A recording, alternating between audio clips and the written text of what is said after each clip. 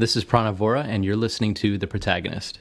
In today's episode, I'm here with Don Berger. Don is the founder and CEO of a hospitality software company called Social Tables, based here in Washington, D.C. Social Tables is a web-based event planning platform for hospitality, meeting, and event professionals.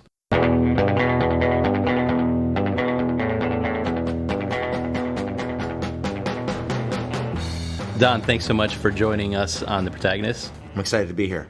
So, you're the founder and CEO of a software company, of a meetings company, and I'd love to hear you describe it, by the way, but I'd love to know, when did you get interested in technology, meetings, experiences, that sort of thing? Did that start early for you? Yeah, so my whole life I've kind of been infatuated with bringing people together. Okay. In fact, everything I've done has led me to this point.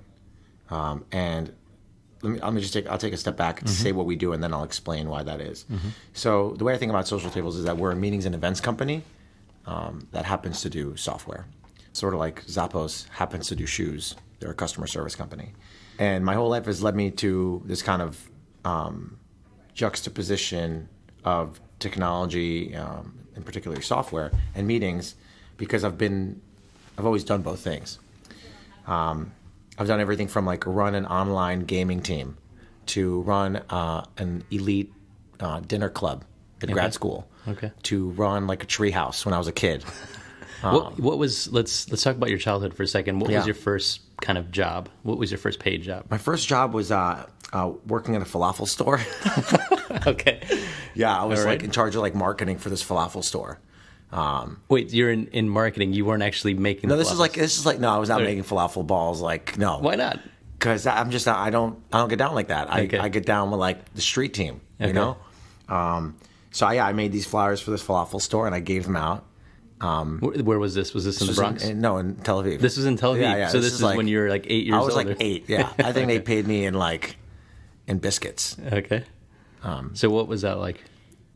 Just a straight hustle. Yeah.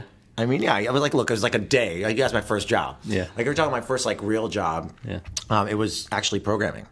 So I built websites in HTML back when it was like, the bomb. Yeah. It still is the bomb, but back when it was just like the first version of HTML. Mm-hmm. And were you like the computer or technology whiz kid that everyone knew about, kind of, or people came to you with their... Yeah, but I was like a secret nerd. Okay.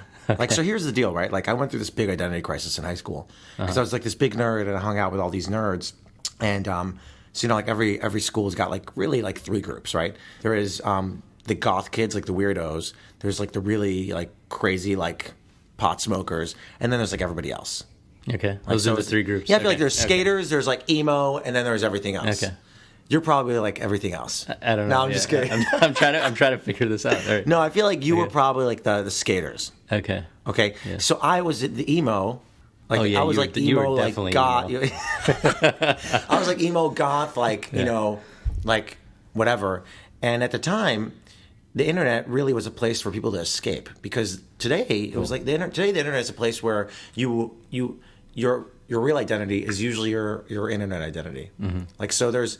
Back in the day, you had an online identity and an offline identity. Today, those worlds have completely merged. Mm-hmm. Twitter is who you are, Instagram is who you are, Facebook's who you are. Even posting on forums is usually who you are. Mm-hmm. Well, back then, I was myself. So the internet was a great place for kids like me who kind of like had a dark side, who can just kind of like go and escape in the internet. And I did that through gaming, through like BBSs, which were like online, like before the internet. It was like dial-up modem stuff. So I was doing that. I was part of that. But then I realized like kind of junior year, I wanted to reinvent myself, and I had this great opportunity because I was transferring from one high school to another, and I thought, well, what better way to reinvent myself as a teenager than just walk into this new high school and say, hey, I'm no longer emo, and I'm actually like skater. And in my case, it was like, I'm no longer a computer nerd, I'm actually a raver. Okay. So I walked in, I literally changed my wardrobe, and I was like, hey, I'm a raver. And then I had to like kind of backtrack and actually start going to raves. Okay. So that was kind of the turning point. The glow sticks came later? The glow stick, yeah. Okay, it was like, yeah. It was like. So it's the first company, like a glow sticks, like in a box subscription program? Is that what one of your... Actually, like Ravebox would be pretty cool. Yeah, all right. Well, like, we can think about that. Whatever gear you need to go clubbing, we like provide it just once a month. Just shows up once a month? Yeah. Okay. All right. So tell me about some of your early hobbies. Like, what did you do? So I was always into computers. You know, it's like that's my first job. What's your first computer? Do you remember? Like, it was like a 280. It was like a 280, like an x86. Okay. XGA, DOS-based computer. I had right, like so Norton that had Commander. like floppy drives. They're actually like 3.5. Yeah, it had like the big 5 1/4. 5 1/4. Right? It was like I had like Norton Commander. Like I love Norton Commander. That was like the first like GUI operating program. Mm-hmm. I used to like play games like Frogger and stuff like that. And then I got into and then I got a Pentium like 46. And so a when 586. Windows 95 came out, it was a big deal for you. Right? Oh, it was huge. It was huge. I didn't go to sleep that night. Yeah, I know those days. So you were active online on bulletin boards. I was super active online. What sort of groups did you? So I used to be a member of this group called 2600, which was like a hacker meetup once a month. Cool. And it was like, and when you met these people, you wouldn't know their first names. You would call them by their online names. So they would call me. My online name was Meat. It's terrible. I know. I am not bullshitting you. That was my name. Okay. I later changed it to Octane. Okay. But it was Meat. Yeah, that sounds more like you. Yeah. I got it off of... It's like a Fast and Furious character or totally, something. Yeah. I got it off Octane. of the name of a Diesel Boy. Diesel Boy is like a drum-based producer. Yeah. He had a CD called 97 Octane, and that's my name was Octane 97. Nice. But anyway, so I used to go to these 2600 meetups, essentially. It was for like freaks, PH, like phone freaks, and like my mom would drive me into the city from the Bronx to Manhattan to meet at the old Citibank building, and we meet up once a month and like talk about hacking. And like that was me growing up, and I learned how to code by myself, and that's how I got my first job. Got paid $25 an hour building websites. That's awesome. And so bring us to kind of today. Like, what were some of the moments between kind of growing up and going to these hacker meetups and kind of learning to build websites by yourself and that being your first job to kind of where you are today? Like, what are some other points that kind of were formidable for you? Yeah, it's really interesting because I feel like my life has kind of come full circle. And let me explain that. So, computers being my hobby, that's kind of how I started programming. And I started programming, and I was like, hey, I can get paid for this. So I got paid for it, and I did it, I did it in a startup, I did it in an agency, I did it at a nonprofit, and then I started my own little boutique web design shop. But then I realized I really don't like building products and then handing them off. Yeah. And obviously, I didn't think it. Tell me about that. Why is that? I mean, I just didn't want to like be a consultant, which is what I was. And why is that bad? Or why didn't you want to be that? I know the answer to that now, but I didn't know the answer then. I just didn't like to be told what to do without being able to contribute to the process, to the creative process. And I had great clients. I mean, at like 19, I was like working with, big pharmaceutical companies, like really major nonprofits, associations like the United States Senate Association, MTV networks, like really cool brands. I was very far removed from client interactions, and I was just doing what I was told by project managers who didn't know anything about technology. Mm-hmm. That's why, by the way, I really believe that CEOs of technology companies should be frickin' technical. Mm-hmm. Like, you can't be a CEO of a software. Yeah, right. You got like imagine you didn't dress well. That'd be really weird. That happens. Yeah. Well, I mean, yeah. I can tell. Oh, you bastard. All right, so... But my point is, the reason I say I came back full circle is because I kind of like... so I did this like web development, and then I went away from that, and I went to work for a congressman for 4 years. And working at the congressman, I realized the value of meetings, whether it was town hall meetings, whether it was one-on-one meetings with the congressman, whether it was constituent meetings. But why is that? It sounds cute, but what does that mean? It means like the power of people coming together to do things. Like a town hall to talk about gentrification. Yeah. We did like virtual town halls for the first time in like 2004. Okay. Like people like commenting on like eminent domain and like what it means when Columbia University is taking over 17 acres of like historic Harlem. Yeah. Like those are big deal. That's like a big deal. Yeah. So it was, we really learned about. Were you surprised to see like how much it mattered to people? Like how much like things like that mattered to people and how? Yeah, but it also made me really cynical. Made me realize there's special interest groups that pretty much control everything. Okay. Which is why I got out. Yeah. But it made me realize the power of meetings. Because I remember the congressman, when he'd meet with people, when he'd give them that time, they would feel like they were on top of the world and they had access. And he listened. And, I didn't realize at the time, but like, seeing events and meetings through the congressman's lens, and then seeing events and meetings through an association lens that I ran. I ran an association for a couple of years. It was a 15,000 member association with, we did about 30 special events a year. And seeing the power of those events, both on the public service side as well as on the association side, of seeing people coming together and connecting was really powerful. So that's on the meetings and events side. Mm-hmm. And the reason why I say my life came back full circle is because I took software and like technology and my love for that. Then I took my love and appreciation for meetings and events, and they kind of merged with social tables. Before starting Social Tables, what's one of the best meetings that you ever went to? The best meeting I ever went to. It's funny because working at Social Tables has given me a completely different perspective on meetings and events. Okay. Right? Because the way I think about meetings and events and how I encourage my teammates to think about them and our customers to think about them and the industry to think about them is for them to have objectives and then see if they're successful. Right? So the objective of a meeting can be to decide. So we need to make a decision around something. Or the objective of a larger meeting can be to educate. Or an even larger event could be to celebrate. So when you think about that, I think it's very different. So the best meeting I've had, God. You know what? Why this question is difficult, and I'm like pissed off at this question. Yeah. Because we ask this question at interviews, and I just to interview at Social Tables, you have to actually ask. Like, we have a very structured interview process here. Yeah. Every person doesn't get hired until they've gone through 8 people in the company. Yeah. And one of the questions in our culture fit interview is, what's the best meeting and event you've ever attended? And I just realized that's a pretty unfair question. It's hard to answer, right? What do you look for? It depends what you were trying to achieve, right? I guess what do you look for in the answers from, your candidates? Alignment with objectives. Okay. Like, hey, if my goal was to meet someone and I had the opportunity to meet someone, that's awesome. It's just that simple, yeah. Yeah, like going in, did you have like a clear idea of what you wanted out of it? Right. And did you get that? Yeah, so for example, like I went to go see Reid Hoffman, the founder of LinkedIn, speak at South by Southwest in 2011. Did you meet him? Yeah. That's awesome. Yeah, 2011. I like ran after him after his keynote, and I said, hey, I want to pitch you Social Tables. Mind you, at the time, we were just JPEGs. Yeah. All we were is just like... This is like pitching Greylock and kind of... Yeah, this is literally 4 years ago when I just had drawings of Social Tables in Photoshop. And I was like, I want to pitch you on Social Tables. Because at the time, I knew nothing about anything, about pitching, about investing, about fundraising. And I thought you go to VCs right away. And the opposite is true, right? You need the traction to actually justify why you're going to them. What did he say? And he was like, yeah, sure, here's my card. And actually reached out, and I had a meeting with Greylock to pitch Social Tables. Really? That's awesome. Yes. Yeah. And they took the meeting. Okay. But of course, I shot myself in the foot because once they realized how full of shit I was, they were just like, they didn't even consider me. Well, and the irony is, by the way, they're now a customer. Oh, that's awesome. They're a customer, so they use Social Tables to plan their events. That's awesome. But yeah. But I mean, in your defense, my guess is that like when you say like you didn't know what you're doing, it's just you were early, right? You didn't have any sort of prototype or your 1.0. Had I read anything, I would have been like, I would have read that was like a no-no. Yeah, and you actually reach out to a VC to build a relationship. But you build a relationship as opposed to just like go for the pitch. Right.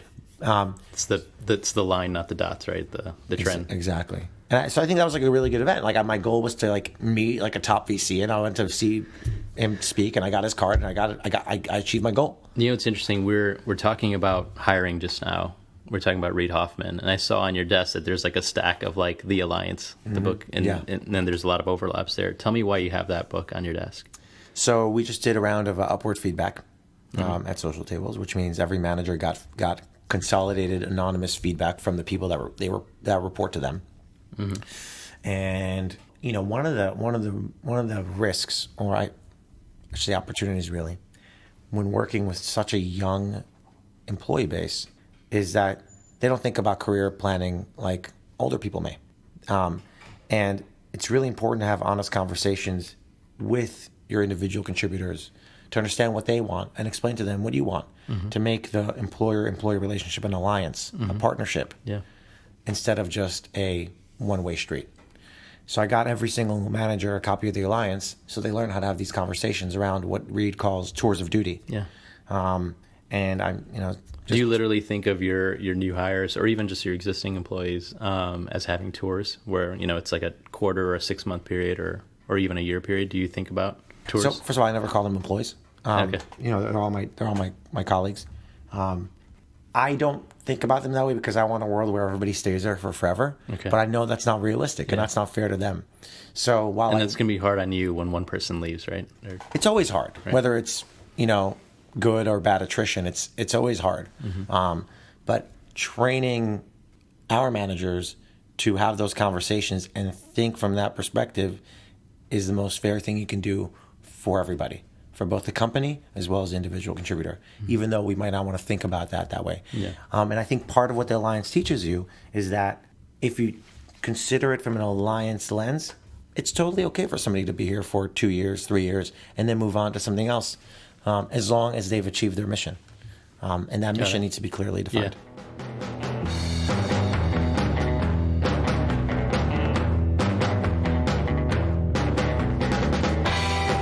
Hi, this is Don Berger, and you're listening to The Protaganist. All right, so we're sitting here January 29, 2015. When did you start Social Tables? Start is a relative question. You're like the second or third person that said that. And, really? And I totally agree, yeah. But tell me what you mean by that. So I think of a couple there's like idea, planning mode. Quit your job, other job initial mode. Execution. Okay. Quit your job, hire your first person, or public launch. Yeah, I mean that's the execution. That would be like under my. Okay, so idea, planning, you leave your job or security of whatever you had before, right? And then you execution, or you kind of launch it. You birth the execution will probably be pre-quitting your job, or I mean it's really relative, like the order, but yes. Okay, so tell me when did you first have the way the idea? I define it? Yeah. The idea that was 2008. Okay. But go on. But the idea means nothing because today we're nothing like the idea. Okay. I would say. When did you incorporate or organize as an LLC or whatever? When did that start? That was 4 years ago. Okay. January 2011. And was it by yourself at that time, or did you have? I had a co-founder. You had a co-founder. His name is Matt. Good friend of mine. Different risk profiles early on, so he kind of wanted to stay in his previous job. I wanted to. The same story. Yeah. Same story. I have the same exact story. Yeah, I think most people do. I mean, I think when you think about companies, we're about there's Larry and Sergey, Steve and Steve. It's like or Mark, right? Just Mark. Just Mark, the bulldozer, right? Right. But I think that there's a romance with founders, and the formula for success is not that cut and dry, and that's why I really like Jack Dorsey's idea of founding moments.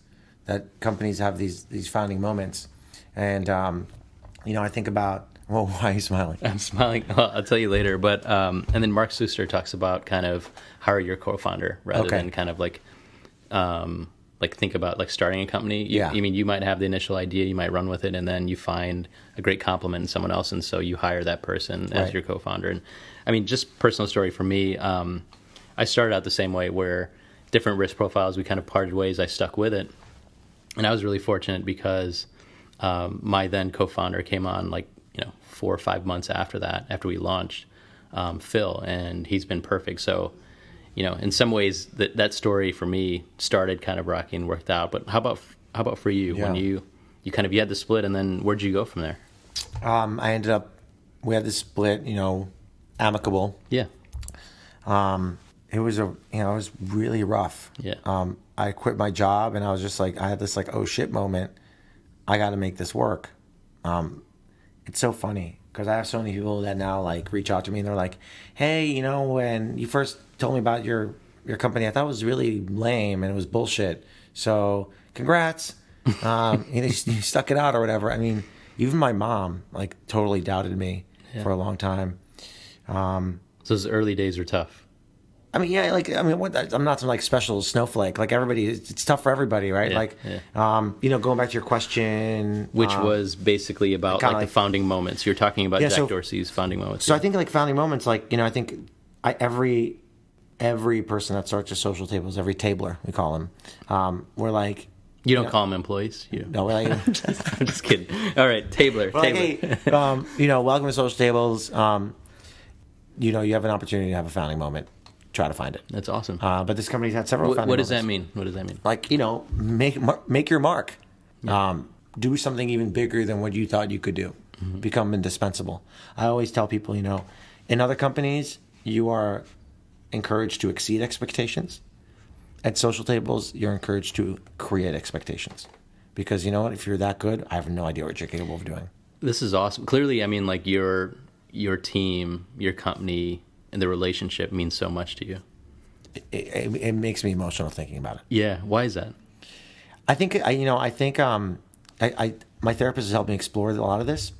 I think it's because I really didn't have so it's really interesting. We're going to get deep. You want to get deep? Yeah. So I didn't have a father growing up. I mean, okay. I had a stepdad who came in late, and I had like a non-existent father in Israel because he remarried and had another life. So I never really knew what it was like to have a relationship with a dad. Mm-hmm. And I feel like I've been providing that to some of my coworkers. Others are, to everybody to a certain extent, some more than others, in a way that I have never experienced. So I'm kind of giving something as a result of never having it.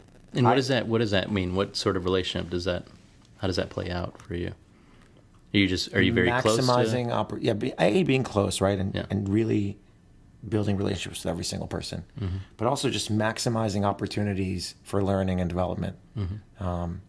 And I think that, that's my number one job. Mm-hmm. I don't give a shit about anything else. As long as I've helped people realize their potential and continue to impress themselves, mm-hmm. that's what I care about. When you were giving us a tour of the office earlier, and we saw kind of some of the values on the board, one of them I think was teams or families. Is that it? Yeah. The reason I really like that quote is because a team can give you feedback, and you might never talk to that teammate again because they were a jerk. Mm-hmm. If your brother or your sister and gave you feedback, like taught you a life lesson, you'll remember it, you will grow from it, and the next morning you'll wake up like nothing ever happened. Yeah. So I think that by treating teams as families, we say, hey, this is a safe zone.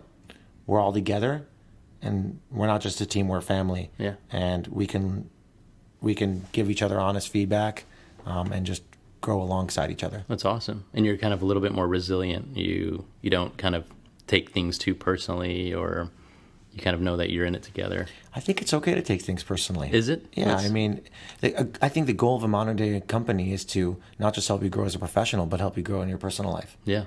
And apply the skills that you learn in your job to your life. So explain that, because you mentioned kind of creating a culture or an atmosphere for learning and development. And now you're talking about on the personal side, creating that same opportunity. Right. What does that mean personally versus professionally? So that's called the DDO. It's a deliberately developmental organization. It's a concept coined by a guy named Bob Keegan over at the Harvard Education School. And it's this idea that a company is a place that accepts you for who you are, but knows there are better versions of you on the horizon. So by investing in you and helping you grow and acknowledging you're not putting anything under the carpet when you walk in, it's a much more honest conversation, and it's all about the growth mm-hmm. of the individual contributor, mm-hmm. or anybody for that matter. And you're just always a better version of yourself. And the same thing, I go to therapy every week, and my therapist says, you're a work in progress. And that's what everybody is. And that's great. It's my job to help you become better. That's great. It's the employer's job to do that. So we check in from time to time just on how things are going. And we did last night. We went to dinner last night. We did last night. And one of the things, I've been amazed by is just how quickly your team has grown and how well it's grown. It seems like you've done all the right things to bring on great people onto your team. And I wonder, and I know that you take hiring very seriously, and development, and also onboarding and development. But let's say there was one question that you could ask a candidate, and only one question, or one thing that you wanted to seek out from that individual. What would that be? I think the problem with that question is that it does a disservice to your gut. Okay. I don't ask. No, I ask my stomach. I don't ask the candidate. It's a feeling I cannot describe, but I've been blessed with having that kind of feeling mm-hmm. that I'm usually right about people. Mm-hmm. It hasn't always. I mean, that's an interesting compliment to the 8-person and 8-step or whatever process that you have, because totally. It's pretty rigorous. But then you also rely significantly on your intuition. And yeah, absolutely. I mean, they have to get 8 approvals before they go through a conversation with me. Okay. And I ask pretty basic questions. I ask. At the end of the day, there's a lot of science behind this stuff. The number one predictor of future performance is past performance. Right. The number one predictor, if you had to choose, from multiple variables of how someone will do, it's IQ. IQ has the highest correlation with job performance. So that doesn't mean culture fit, of course, but it's very hard, to decide. Even that's like a 0.4. Do you believe that? Well, I mean, that's what the science says. Right. There's a 0.4 correlation between IQ and job performance.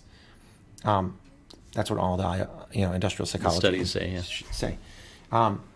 That's certainly not the most important thing. I actually think effort and drive, play a really important part in this, and Google has shown that through their studies. But when I talk to people, I ask pretty basic questions. I ask how you've done in the past. I ask if you're committed to DC.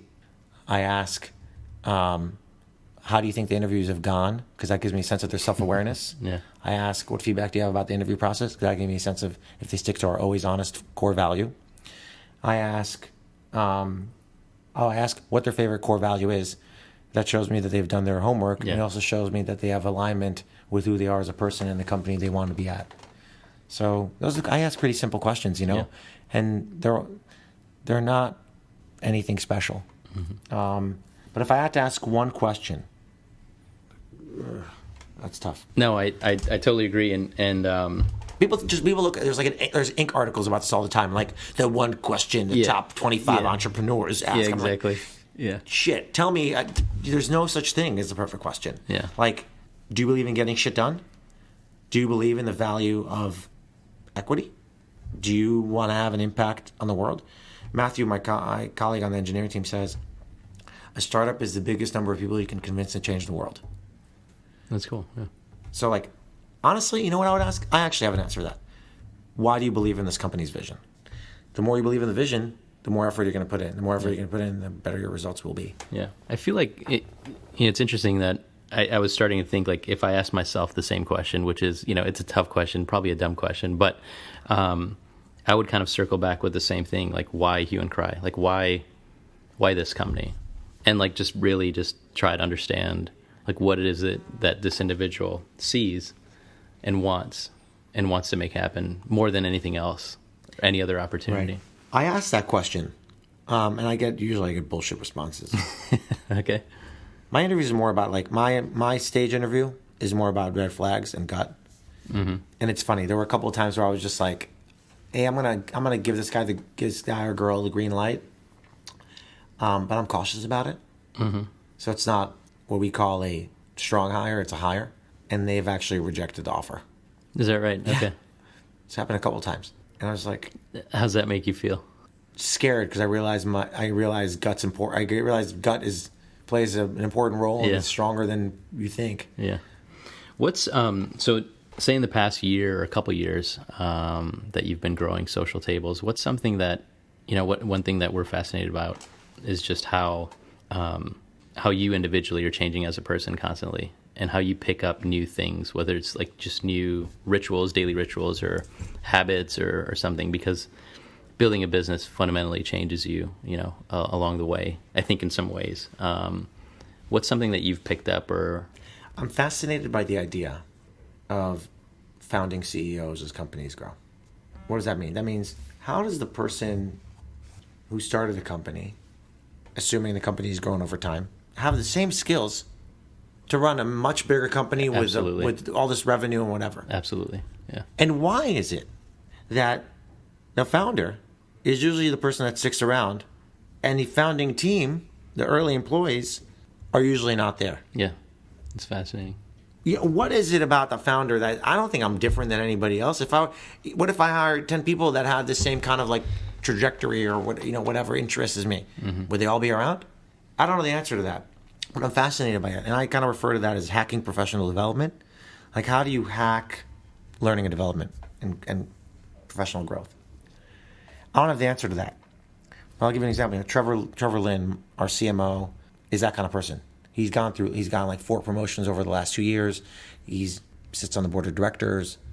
We've other people who've had a really important role, as Reid Hoffman would refer to as, a foundational role, mm-hmm. and have gone on to something else. Mm-hmm.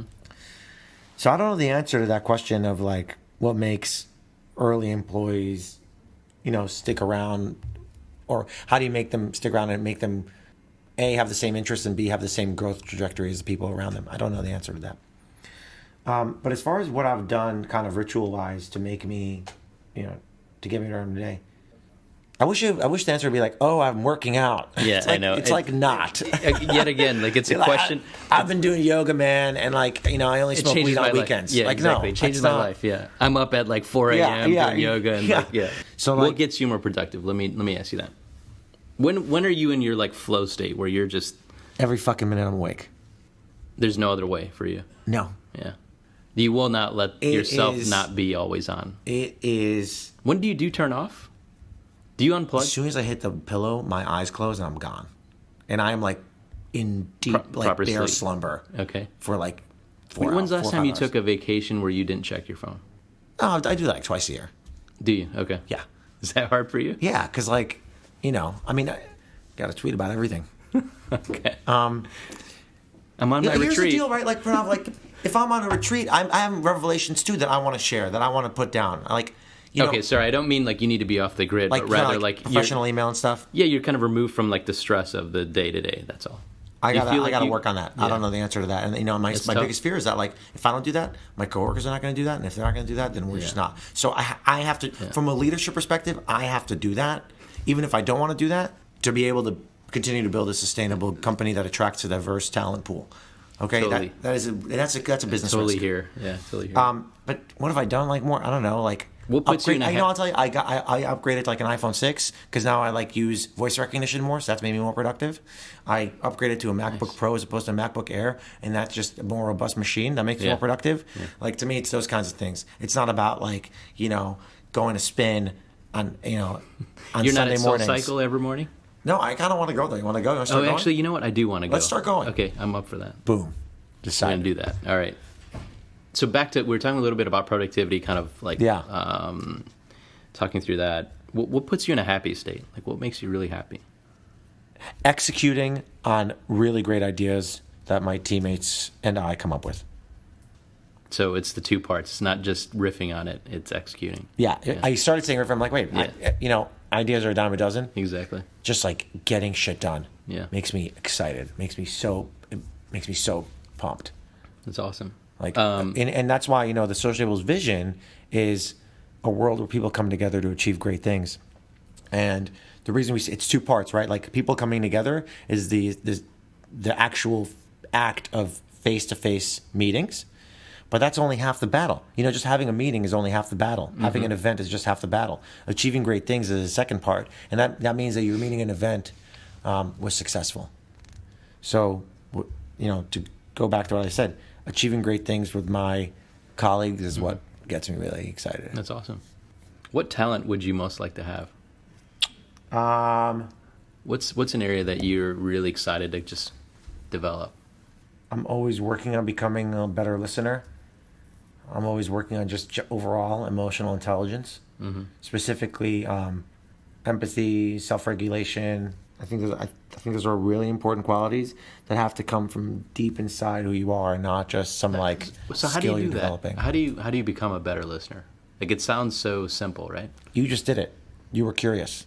Being curious, I think, and just truly wondering what's going on is the number one way, I think, of being a really good listener. And I talk about therapy a lot because therapy, I go for two reasons. The first reason I go to therapy is because I address shit that I just haven't addressed. Second reason I go to therapy is because I learn from every session of how my therapist deals with me. 77-year-old, amazing guy. He's old Jewish dude. He's awesome. He's a father figure in a way. And I learn from him and how he listens to me, how he digests what I say. Yeah. And he told me the other day there's two kinds of therapists. There are trappers and there are hunters. Hunters are the kinds of therapists that kind of say, gotcha, this is your problem. Yeah. Here's what you need to do to fix it. Or here's the pill you got to take. Trappers are the ones that lead you through pattern recognition and just cognitive ability to get to a place. To arrive there yourself, yeah. Exactly. So just being curious, and I think is the most important thing. Awesome. What's next for you this year? So 2015, we're sitting here in January. Yeah. What's something big that you want to accomplish this year?